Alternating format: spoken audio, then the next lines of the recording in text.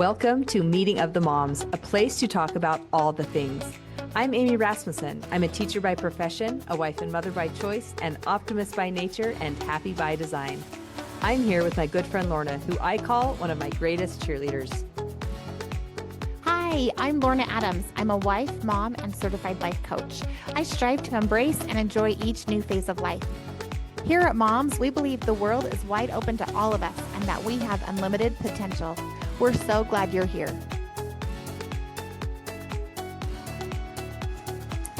Lorna and I often like to talk about how we plan, journal, calendar, and otherwise organize our time and our lives. In this episode, we discuss several tools, some that were pretty new to us at the time we recorded, and others that we've been using for a while. You'll probably hear about many of these tools throughout our podcast episodes because we use them all the time and we're always learning how to use them in new and better ways. Let's listen in. Today I'm joining you from Jackson, Wyoming, where I'm on a trip with my husband, and it's been kind of fun to be out of the regular routine. But speaking of routines, my question today has to do with routine. I am curious, Lorna, if you are still using Monday Hour 1. I believe that is something that was created by someone at the Life Coach School. Just tell us a little bit about Monday Hour 1 before we dive in. Yeah.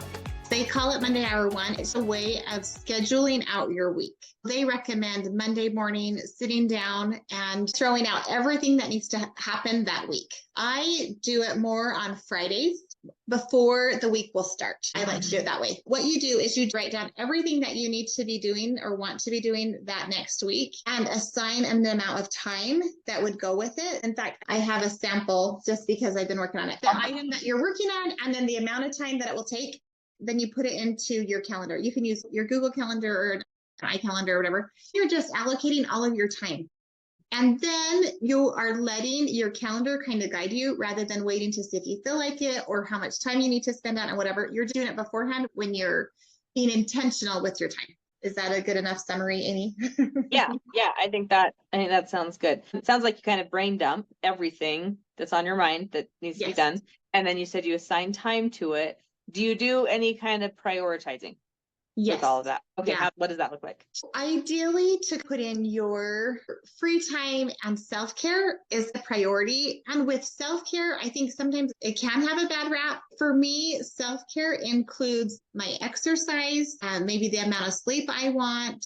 It would also include my gospel study. I like to do my scripture study. And then it could also include a date night or a girls' night, things like that. But not, I'm going to pamper myself for 4 hours a day every day. But being selective with what things are going to be rejuvenating for me and making sure I put those in. And then the next priority, the next thing that feels important. And that would be dependent on whoever's doing it. Yeah. I can keep going with how I do it. So for me, then I put in the things that I have a committed time for. If I have appointments that week, then I plug in all of those allotted times. And then I fill in the extra space with the things I know I want to get done. So if I have a client from 9 to 10, and then another client at 11, I know in that 1 hour window, I can pull off something from my brain dump that's going to take 1 hour, or a couple things that take 15 minutes or something like that. And so I plug in my whole day. And as I do that, I can be way more efficient. So that is really the point. It's like taking control of your time and using it efficiently. It's not to feel overrun by your calendar. It's to let the calendar be a tool for you. I was also going to say, I'm a hard copy person. I like to write things out. For those of you that can see, I'm just showing just a paper that I fill out every week and plug in when I'm going to do certain things. And then it makes it easy to put it into my Google Calendar if I want to do that. I don't do it regularly at this point because I still just really love my hard copy of my calendar. Okay. So for your calendar, the way it looks, do you still have white space? I do, yes. Okay. They recommend not doing white space. They recommend having everything filled in, which includes free time. Like you can totally block out.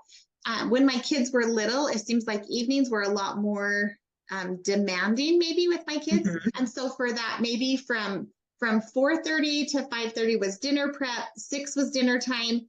And then like reading books and spending time with my kids, I would just block out 2 or 3 hours in that, depending on when the bedtime was from there. So you don't have to have everything spelled out. Not everything has to be filled, but it can be very helpful to have kind of some chunks of time set aside. Another thing that they have recommended, and I can see a benefit to it as well, is using 2-hour chunks of time. So if I'm wanting to work on maybe a lesson, I'm a primary teacher right now. If I'm wanting to work on a lesson for primary, chunk out a 2-hour block where I can really sit down and focus and turn on my do not disturb and just sit down and work. I think is really valuable, letting your brain focus and not be so distracted, where we're quick to be distracted with our phone. Oh, a text popped in. Okay, yep, next. Oh, I need to do this other thing. And so it's easy to get distracted.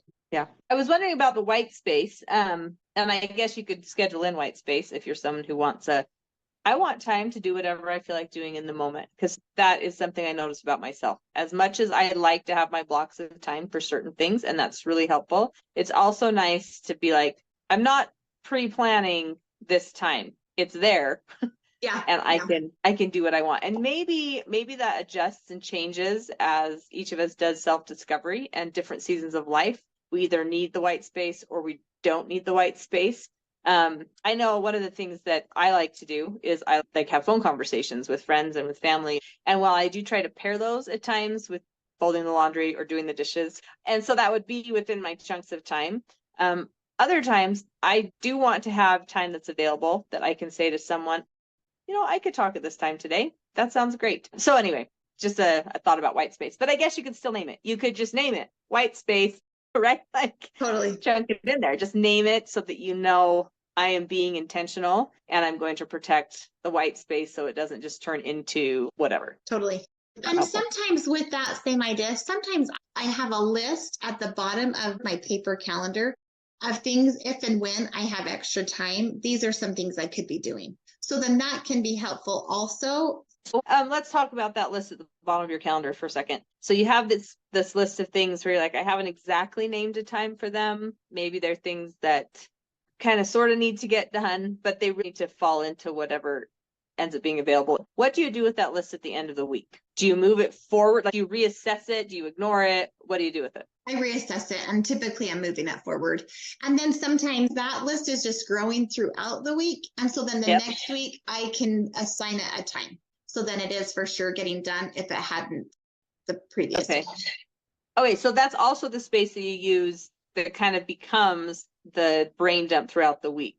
So I've made my plan for the week and I'm doing my plan, and then these things come up and I'm like, okay, that's something that needs to be done. I'm not going to take out what I have planned here to just be derailed. And so you add it to that list so that it's captured for when you do your next Monday hour one. Am I understanding that right? Yes.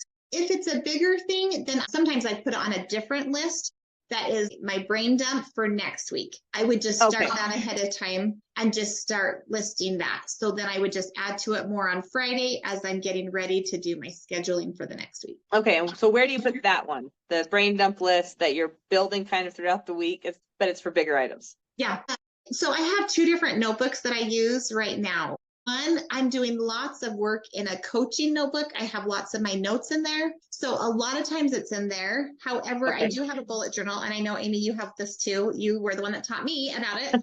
But it's a notebook called a bullet journal.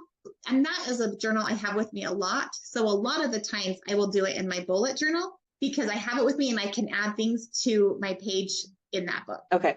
All right. So this is funny because really within the last couple of weeks, I created a brain dump page in my bullet journal, and I even made a little tab. So just as you're talking about it, I'm like, sweet, we have the same idea. Guess it's a good one. I don't know. But Lorna, you and I have talked about this before. I have lots of things going around in my brain. So I think generally you and I have talked about the fact that my list might be a lot bigger than your list. So it has to be a place I'm also just capturing those ideas. So later I can be like, okay, that was a great idea. I'm not doing it, whatever. Right. So mine's kind of huge. When you do your brain dump, do you kind of just name a page in your bullet journal brain dump, and then you don't write anything else on there so it's an obvious place you can come? Yes. Yes. Yep. Okay. Sure. And then is it just for that week? Okay.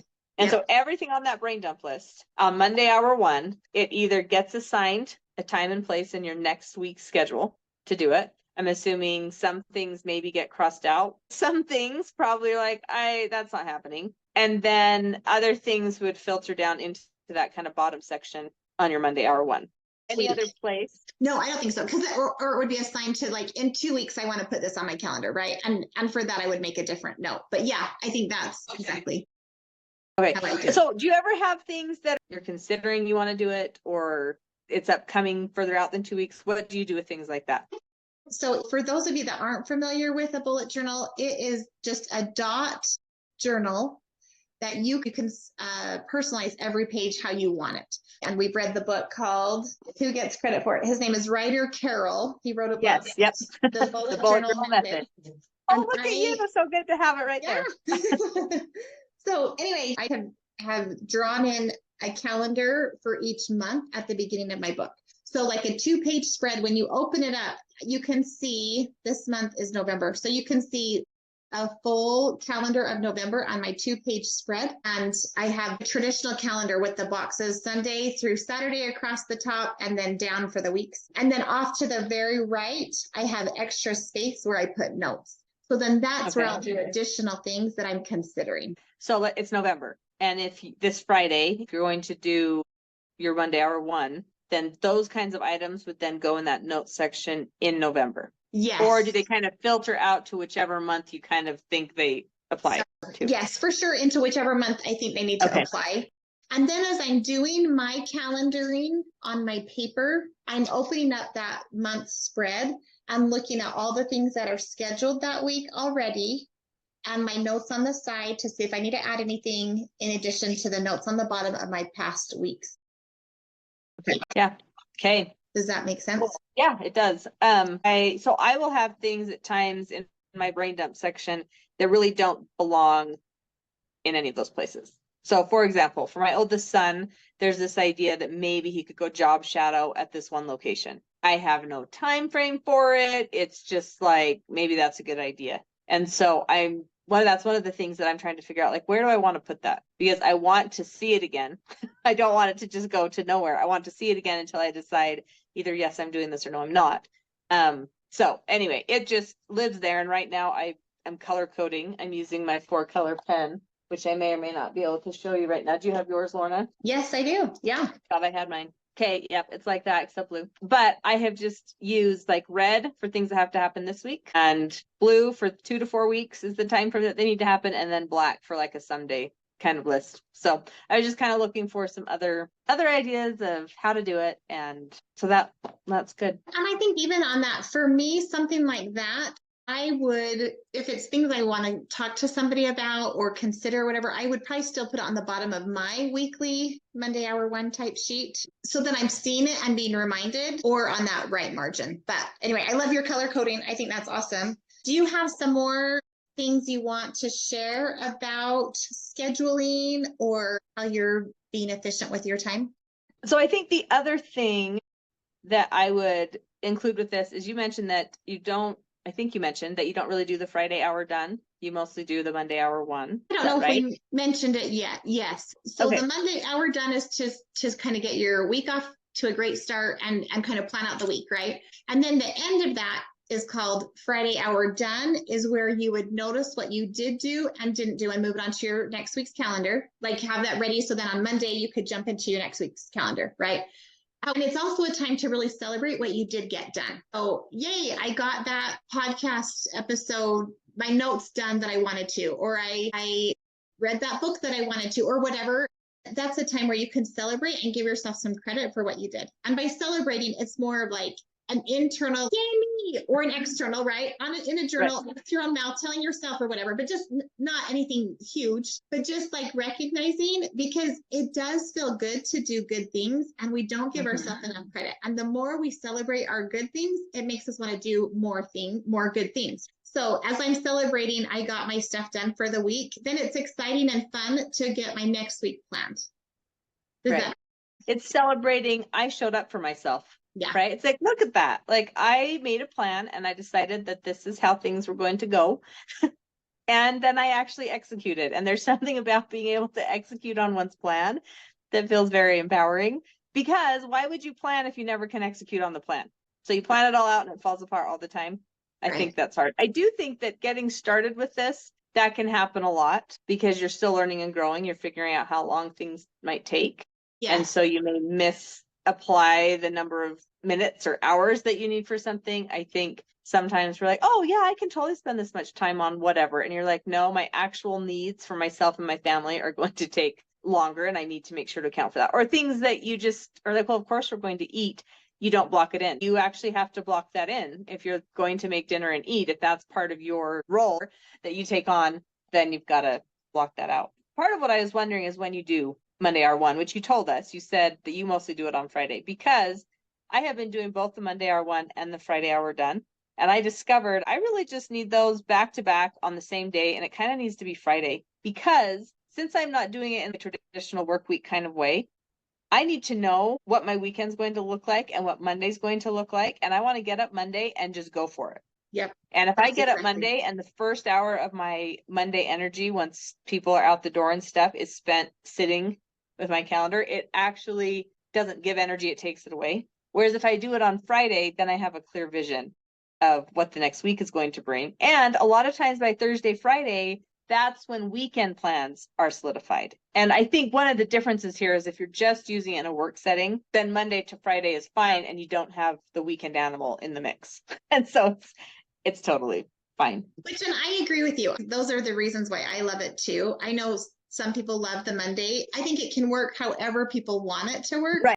Yes, But, I agree. Yeah, but I'm the same. I feel the same way about all of that you just said. One other point I wanted to mention really quick though, is as we're planning it and realizing it's maybe a different amount of time than we thought, is not to beat ourselves up over it, but to just know, and then you can adjust the next week, right? That of course you're going to learn things along the way, but really try, like for the first week, really try hard to be thoughtful about the timing, which you would be because you're planning it. And then really try to stick to it as much as possible.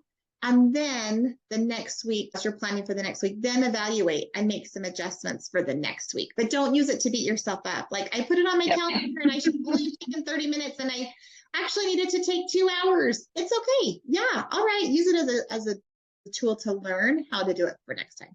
And with all of these things, does a kid get sick? Do we get sick? Yeah. Does an opportunity arise that like a friend comes in from out of town and we want that to take priority? We're in control of this.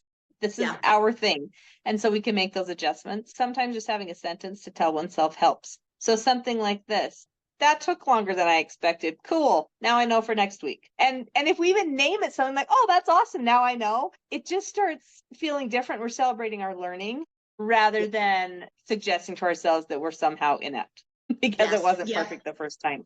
And I also think that as you're trying to follow a calendar, if it's new to you, that could really be hard. It's like a new muscle, like a muscle you haven't used and you're trying to use it now. And so you might just have to take one day at a time. And if you do the whole Monday thing, like everything looks glorious and Tuesday is a bombshell, then you just take a breath and make an adjustment for Wednesday. And this is a way that one might not do the hour done as much. I just call them hour done and hour one since it's on the day that I choose. But each day, if you just take 5 minutes at the end and you kind of look at how the day went and you're like, okay, awesome. Yep, that looked good. I did allocate the right amount of time there. I was able to get those things done. I didn't get this stuff done. Do I still want to have that somewhere in my week? Or do I just want to bump it to my brain dump? And next week I will deal with that. Because the other trick is you don't want what doesn't happen Monday to fall into Tuesday, to fall into Wednesday. And then by Friday, you're like, I'm not doing this planning thing anymore. I'm overwhelmed and tired. Yes. So especially at the beginning, you want to think about that. But that might cut down the need for an hour to go over what happened during the week because you've kind of done it on a daily basis. And writer Carroll in that book, Bullet Journal Method, he talks about daily reflection. And that would be like when he would suggest to do it. So it's a cool book if you're interested in figuring out how to have a completely customizable calendar and journal. Yep. It's all in one. Because I don't have to worry about journaling. It's all just in there. And there's a number of times when Lorna and I have been like, hey, do you remember when we did such and such? And we've been able to flip back in our bullet journals since we started them and find it there. So it's pretty cool. Yeah. So good. And really, if any of this is appealing, just start it, try it out and see. Don't expect it to be perfect. And maybe even the very first step is thinking about it and seeing, do I like that? Do I like the concept of trying to schedule out my days? And then go from there. But don't feel like you have to jump in and have it all figured out. It's taking us time to figure out how to do our bullet journal and how to do this Monday hour one type planning. In case you want to give what we talked about today a whirl, we just wanted to give you a really short idea of how to go and play with this and see what you think. First of all, I'd say write down all the things on your mind that need to happen in the next week. Write them all down and give them a time frame, what amount of time it will take to do each thing. And you're just going to guess, do your best guess. And then you're going to plug it into your calendar, do your self-care first, and then plug everything else into your calendar and try it out and see how it goes. Another thing that you can do if you're wanting to give it a whirl is you can Google Monday hour one. And there are actually other tutorial videos out there that give you a lot more explanation. So if you're the kind of person who's like, I want to research this more before I try it, then give it a whirl this week by going and finding information about it. And it shouldn't be a lot of a time investment. You can just listen to it, get it in your mind, and then you can sit down and apply the tools that Lorna suggested. Good luck, everybody.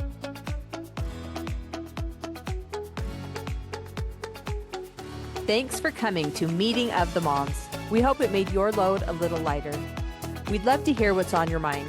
Send your celebrations, takeaways, and suggestions for future topics to momswithamyandlorna@gmail.com. If you enjoyed the show, please like, share, and subscribe. If this isn't the right fit for you, we wish you well on your journey. Until next time, I'm Lorna Adams. And I'm Amy Rasmussen. See you next week at Moms.